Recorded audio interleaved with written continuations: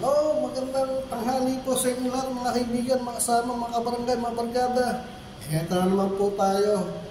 Isahan naman po natin ang ating pagbibideo. Ito na po mga kaibigan, mga kabarkada. Meron lang akong gustong linawin tungkol sa isang tao na sikat sa Davao. Si Kibbs, na siya raw ang nag-aari ng sanlibutan.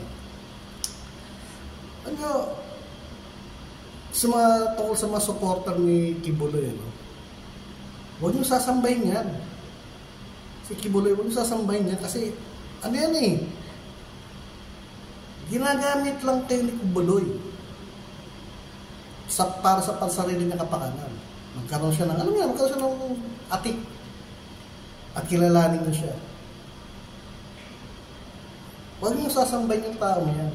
Tingnan nyo, nung maglabas ng order ang Korte Suprema na para damputin niya hinayupak na yan dahil sa kasalanan yung child abuse, sex slavery, hinanap siya ng mga polis. Ilang linggo siyang pinaghahanap, may patong pa sa ulo niya ng 10 million pesos. Yeah, diba? Nagtago siya. Kung saan siya nagtago sa ilalim ng lupa, parang huwag lang siya makita. Tapos eto naman mga supporter ni Kibbs, nagrarally sa labas ng palanong sambahan nila. Kung kaya naman, kayo mga supporter ni Kibuloy, hayaan nyo na siya makulong. Pabayaan nyo siya kasi hindi naman Diyos yun. Bakit Diyos nyo? Tingnan nyo, nang-rape ng bata. Ilang bata ang nakita sa ilalim ng lupa.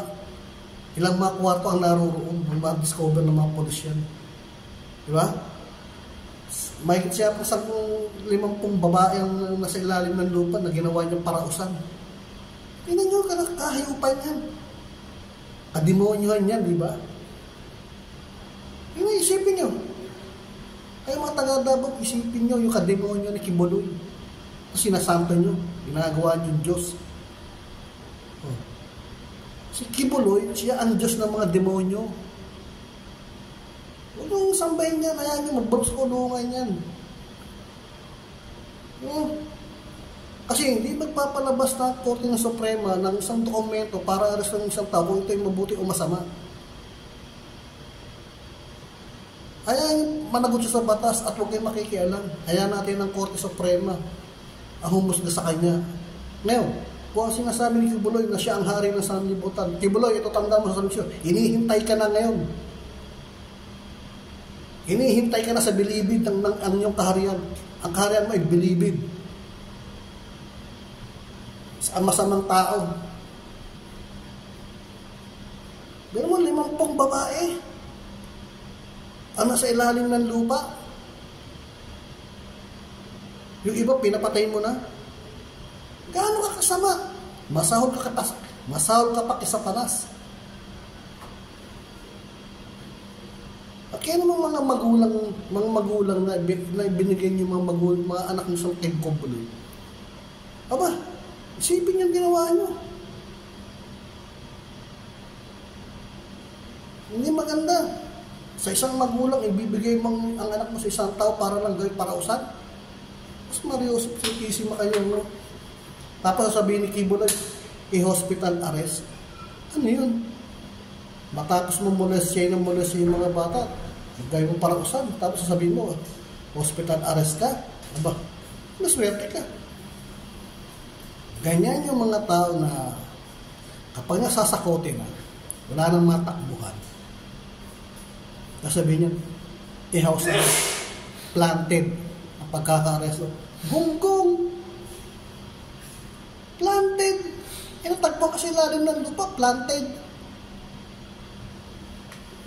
Sus Mariosip ka, paksinungaling mo. Hari ka na sanlibutan, hari ka nga ng kasinungalingan. Parali-rali pa kayo. Tapos bibiray niyo pa yung mga polis. Polis yan Anong gusto niyo? Hindi magdadala ng baril. Naman, common sense lang. Mindset lang ba? Sus Mariosip kayong mga tao ka. Kaya kung ako sa inyo, kayong mga supporter ni Kibuloy, nanahimik na lang kayo at ituon nyo yung panahon nyo para sa mga anak nyo. At kung paano kayo kakain. Hindi yung Kibuloy, mag-aabuli kayo ng mag-aabuli. Ibig nyo na-aabuli nyo, ibigay nyo sa mga anak nyo para may makain. Hindi susubo ng anak nyo, ibibigay nyo pa kay Kibuloy. So ano ngayon nangyari kay Kibuloy? Ulong. Kasi yung mga pera binigay nyo, ayun, gagamitin ko ni Kibuloy sa mga pambayad sa mga abogado niya. Mas Mariosip na, huwag kayo magpapauto. Iisa lang ang Diyos, nasa langit. Yung tatandaan nyo. At kung meron man isang tao nakakatok sa pinto, yung sasabihin, ako ang anak ng Diyos. Ako ang anak ng Diyos. Sumunod ka sa akin. Sabihin mo naman sa kanya, fuck you. Ganun mo, fuck you. Balis ka sa bahay ko, kasi palakulik ko ulo mo. Ganun nyo. Kaya magpapauto. Hindi magandang sa isang tao na sasambahin mo isang tao na sino siya. Wag. Ano yun? Sambahin yun. Ayaw isang makulog. Diba? Yung ginawa niya, binado yung mga babaihan dyan, mga kabataan sa Davao. Ginawa para usan kay Kibuloy. Ama niya, anong taong yan? Kaya kayo mga taga Davao, yung mga supporter ni Kibuloy, umuwi kayo at kalimutan nyo na si Kibuloy. Mabubulok na sa bilangguan, mabubulok na sa kaharian niya. Hinihintay na siya ng mga tao ron. Doon siya mangaral. Tingnan natin kung anong aral ibibigay sa kanya ron. Kung kayo magagagsakan, totoo sinasabi ko. Marami milyon taong Pilipino nagagalit kay Kibuloy dahil sa ginawa niya. Binaboy niya yung mga bataan, yung mga kababaihan. So, yun na po ang akin. Maraming pong salamat. Sana ay magagalit sa akin. Nagtotoo sinasabi ko. Kibuloy, panawagan ko sa iyo, makukulong ka na habang buhay. Swak ka na, inihintay ka na sa iyong kaharian. Yun lang po, maraming pong salamat. Thank you.